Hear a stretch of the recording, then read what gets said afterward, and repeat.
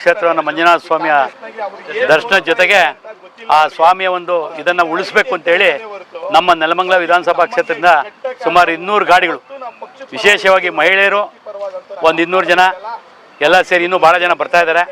ಸೇರಿಕೊಂಡು ನಮ್ಮ ಜಿಲ್ಲಾಧ್ಯಕ್ಷರು ಮತ್ತು ತಾಲೂಕು ಅಧ್ಯಕ್ಷರ ನೇತೃತ್ವದಲ್ಲಿ ಇವತ್ತು ಧರ್ಮಸ್ಥಳ ಯಾತ್ರೆ ಹಮ್ಮಿಕೊಂಡಿದ್ದೀವಿ.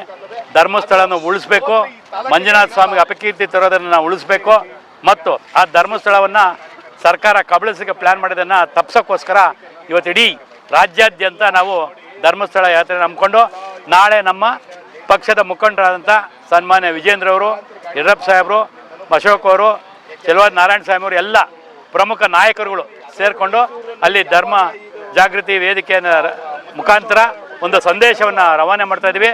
ಯಾವುದೇ ಕಾರಣಕ್ಕೂ ನಾವು ಹಿಂದೂಗಳು ಈ ಧರ್ಮಸ್ಥಳಕ್ಕೆ ಏನೇ ತೊಂದರೆ ಆದರೂ ನಾವು ಬಿಡೋದಿಲ್ಲ, ಇದನ್ನು ರಕ್ಷಣೆ ಮಾಡ್ತೀವಿ. ಹಿಂದೂಗಳ ಹಿಂದೂಗಳನ್ನು ರಕ್ಷಣೆ ಮಾಡಿ ನಾವು ಉಳಿಸ್ತೀವಿ ಅಂತೇಳಿ ಈ ಹೋರಾಟವನ್ನು ಸ್ವಯಂ ಪ್ರೇರಿತವಾಗಿ ನಮ್ಮೆಲ್ಲ ಕಾರ್ಯಕರ್ತರು ಇವತ್ತು ಹೊರಟಿದ್ದಾರೆ. ಇವತ್ತು ಅಲ್ಲಿ ನಾಳೆ ಜಾಗರಣೆಯನ್ನು ಮುಗಿಸ್ಕೊಂಡು ಧರ್ಮಸ್ಥಳದ ಶ್ರೀ ಮಂಜುನಾಥೇಶ್ವರ ಸ್ವಾಮಿಯ ದರ್ಶನ ಪಡ್ಕೊಂಡು ಮತ್ತೆ ಪುನಃ ವಾಪಸ್ ಬರ್ತೀವಿ.